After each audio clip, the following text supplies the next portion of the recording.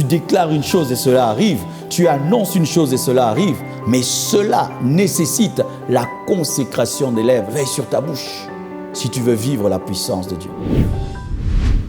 Quatrième clé pour manifester la puissance du royaume de Dieu, il faut prêcher la parole, il faut évangéliser, il faut implanter des églises, il faut déclarer la parole. Acte 2, versets 37 à 38, la Bible dit. Après avoir entendu ce discours, ils eurent le cœur vivement touché. Et ils dirent à Pierre et aux autres apôtres, « Hommes, frères, que ferons-nous » Pierre leur dit, « Répentez-vous et que chacun de vous soit baptisé au nom de Jésus-Christ pour le pardon de vos péchés et vous recevrez le don du Saint-Esprit. » Genèse 1, versets 1 à 4.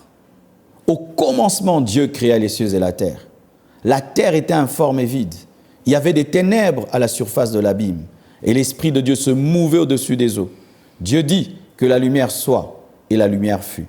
Dieu vit que la lumière était bonne et Dieu sépara la lumière d'avec les ténèbres. Pierre reçoit la puissance du Saint-Esprit dans la chambre haute. Le feu est sur sa tête. Il parle en langue, mais il n'est pas resté à ce niveau-là. Aujourd'hui, nous restons à ce niveau-là. Nous prions, Seigneur, change le monde, change le monde, change le monde. Seigneur, je demande un réveil à Jérusalem. Je demande un réveil, réveil. Rabababababa. C'est très bon. Mais il faut aller vers la porte. Parce que la puissance de Dieu sur la tête pousse vers la porte. Lorsqu'on a la puissance de Dieu sur la tête, on quitte la retraite pour aller prêcher à la foule. Dieu ne fait pas de nous des hommes qui habitent des chambres, vivant des expériences et des expériences. Non, nous vivons des expériences pour bouleverser le monde. Nous recevons pour donner et nous donnons en parlant.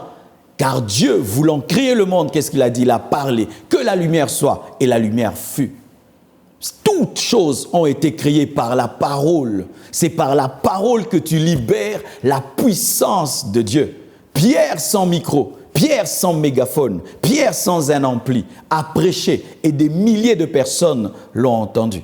Je bénis Dieu. On m'a expliqué dernièrement comment s'est passée la Pentecôte et je me disais toujours, mais comment un homme peut parler et plusieurs personnes l'entendent? La puissance de la parole. La parole crée, la parole canalise l'onction que Dieu t'a donnée. J'ai remarqué ceci. Lorsque je fais un culte et que la puissance de Dieu se meut, la gloire de Dieu est là. Pour qu'il y ait des guérisons, Dieu peut guérir par l'adoration et tout. Mais la plupart des temps, il faut dire que les malades soient guéris. Au nom de Jésus, que les captifs soient délivrés. Et quand tu dis, ils sont libérés. Quand tu dis, ils sont guéris. Parce que la parole libère la puissance. La parole est un signe de foi. La parole crée. Dieu a créé par sa parole. Et nous avons été créés à son image et à sa ressemblance. Pierre n'est pas resté dans la chambre en train de regarder la beauté de la flamme qui était sur sa tête, en train de dire « Oh, quelle merveilleuse expérience !» Non. Il faut aller au-delà de l'expérience, au-delà de dire que tu as l'onction. Il faut prêcher, il faut sortir des quatre murs de l'église, mettre une estrade dehors et prêcher la parole. Il faut aller toquer aux portes, prêcher la parole, faire une vidéo et prêcher la parole. Il faut que de ta bouche sorte l'évangile. Il faut que tu déclares la Bible. Il faut que tu déclares les promesses de Dieu. Il faut que tu déclares l'ainsi dit le Seigneur. Il faut que tu déclares ce que Dieu a déposé dans ton cœur. Tant que tu ne parleras pas, tu ne sauras pas que la puissance créatrice est dans ta bouche et que des âmes peuvent être sauvées au travers de ta prédication, qu'un malade peut être guéri, qu'un captif peut être délivré, qu'une vie peut être transformée, que tu peux dire une chose et cela arrive. Des hommes de la même nature que nous ont parlé et pendant 3 ans et demi, il n'y a pas eu de pluie. Élie, des hommes de la même nature que nous ont parlé et des hommes lépreux ont été guéris. Des hommes de la même nature que nous ont parlé et des hommes saints sont devenus lépreux. La parole, la parole, la parole. Ton problème, c'est que tu utilises ta bouche pour mentir. Tu utilises ta bouche pour calomnier. Tu utilises ta bouche pour médire. Tu utilises ta bouche pour des mensonges au lieu d'utiliser ta bouche pour manifester la puissance de Dieu. Chaque matin, qu'est-ce que nous faisons? Nous brossons nos dents. Pourquoi? Parce que nous nous préparons à parler aux hommes et nous ne voulons pas avoir une mauvaise haleine. Mais il faut aussi brosser les dents, la bouche spirituellement, en menant une vie de sainteté, une vie de pureté.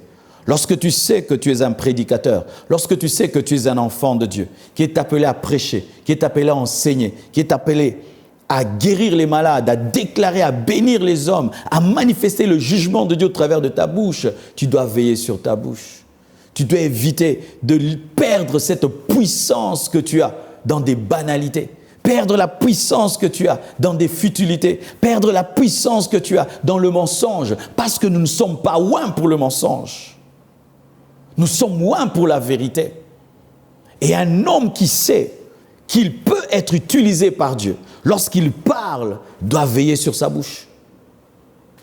Satan, le prince de ce monde, est le père du mensonge.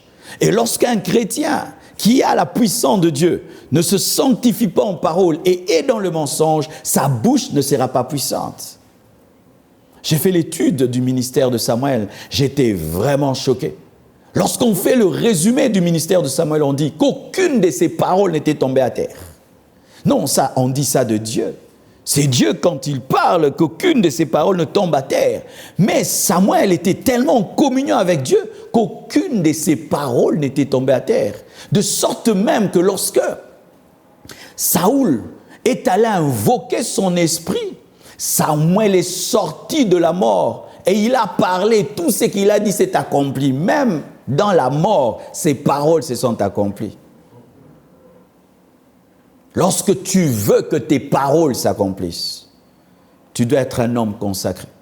Et lorsque j'étudie la vie de Samuel, Samuel vivait dans un niveau de consécration loin du peuple, loin de futilité, que lorsqu'il descendait de la montagne, on disait « Est-ce que ton arrivée annonce quelque chose ?» C'est-à-dire il était rare, c'était un homme mis à part, faisant que sa bouche était puissante.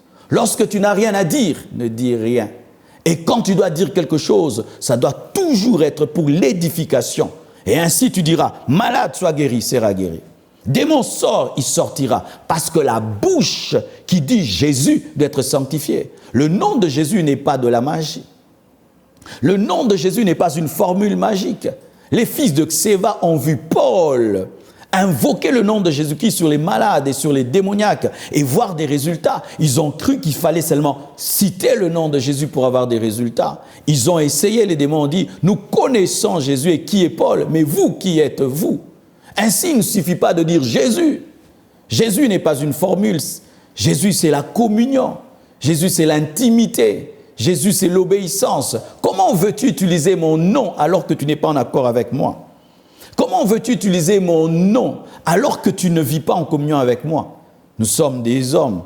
Si quelqu'un quelque part dit « le pasteur Marcelo m'a envoyé, le pasteur Marcelo ceci », alors que moi et lui on ne se connaît pas et qui fait des choses qui me blessent, je lui dirai « mais oh, arrête d'utiliser mon nom, on ne s'entend pas ». Pareil aussi, tu vis dans le mensonge, tu vis dans des médisances, tu vis dans des calomnies. Mais Jésus, Jésus, Jésus, eh bien, tu vas dire Jésus devant les démons vont te résister. Tu vas dire Jésus devant les malades, la maladie ne partira pas. Tu vas parler aux circonstances, les circonstances ne t'obéiront pas parce que la bouche qui cite ce nom n'est pas consacrée. Frères et sœurs, la volonté de Dieu est que nous soyons comme Samuel. Même face à nos enfants, tu dis à ton enfant, je te bénis, et il est béni. Tu déclares une chose et cela arrive. Tu annonces une chose et cela arrive. Mais cela nécessite la consécration des lèvres. La Bible dit que celui qui ne bronche pas en parole est un homme parfait. La Bible nous dit que la langue, c'est le siège de l'enfer, de la gêne. La langue. Veille sur ta bouche si tu veux vivre la puissance de Dieu. Veille sur ta bouche si tu veux expérimenter la puissance du royaume. Acclamons le Seigneur. Alléluia.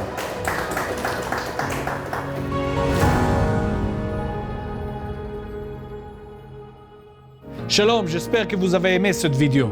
Abonnez-vous pour ne pas rater nos programmes. Merci de faire partie de notre famille TBN. Que Dieu vous bénisse. Shalom de Jérusalem.